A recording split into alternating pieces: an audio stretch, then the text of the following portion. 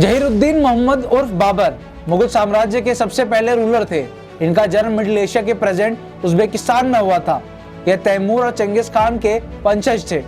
मुबैयान का जन्मदाता बाबर को ही माना जाता है। 1504 एडी में काबुल तथा 1507 एडी में कंधार को जीता तथा बादशाह की उपाधि धारण की। मैं मनीष आपका इस रिपोर्ट में स्वागत करता हूं और आप देख रहे हैं इंडिया इन्फो।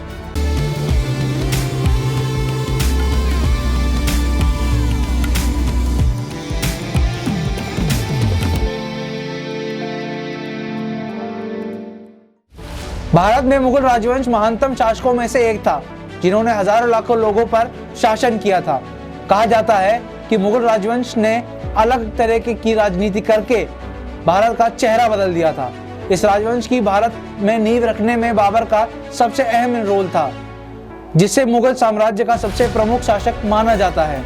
बाबर ने दिल्ली, आगरा, चंदेर एक्सेट्रा पर अपना राज किया और पानीपत के मैदान में भी जीत दर्ज की। इस तरह बाबर ने भारत के बड़े हिस्से पर अपना अधिकार लिया। बाबर तैमूर और चंगेज खान के पोते का बेटा था। बता दें कि मुगल दो महान शासक वंशों के वंशज थे। मां की ओर से वे चीन और मध्य एशिया के मंगोल रूलर चंगेज खान के उत्तराधिकारी थे। पिता की ओर से वे ईरान, इराक और टर्की के शासक तैमूर के वंशज थे। हालांकि मुगल अपने को मंगोल कहलवाना पसंद नहीं करते थे। ऐसा इसलिए कहा जाता है क्योंकि चंगेज खान से जुड़ी यादें सैकड़ों व्यक्तियों के नरसंहार से संबंधित हैं। साथ ही उन्हें तैमूर के वंशज होने पर भी काफी गर्व था, क्योंकि तैमूर ने ही 1398 में दिल्ली पर कब्जा कर लिया था। बाबर का जन्म फरगना में हुआ, जो अब उज्बेकिस्तान में पड़ता है। इसे मुगल साम्राज्य का संस्थापक भी कहा जाता था। बाबर के जन्म के दौरान मिडिल वेस्ट एशिया में रहने वाले मंगोलों ने पूर्वजों को यह बताया कि टर्की और पर्शिया के लोगों के साथ इंटरकास्ट मैरिज करना उन्होंने शुरू करवाया। इसके बाद पर्शिया से ज्यादा प्रभावित होने के कारण बाबर ने इस्लाम धर्म को अपना लिया। 1494 एडी में बाबर के पिता का अचानक देहांत हो गया और उस वक्त बाबर केवल 12 साल का था।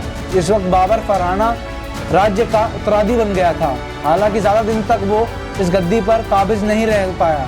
दरअसल उज्बेकिस्तान के अटैक के कारण उसे अपनी पेरेंटल गद्दी छोड़नी पड़ी।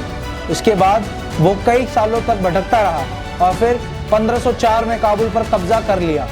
उसने 1526 में दिल्ली के सुल्तान इब्राहिम लोदी को पानीपत में हराया और दिल्ली और आगरा को अपने कब्जे में कर लिया। बाबर ने 1530 तक शासन किया और उसके बाद उसका बेटा हुमायूं गद्दी पर बैठा।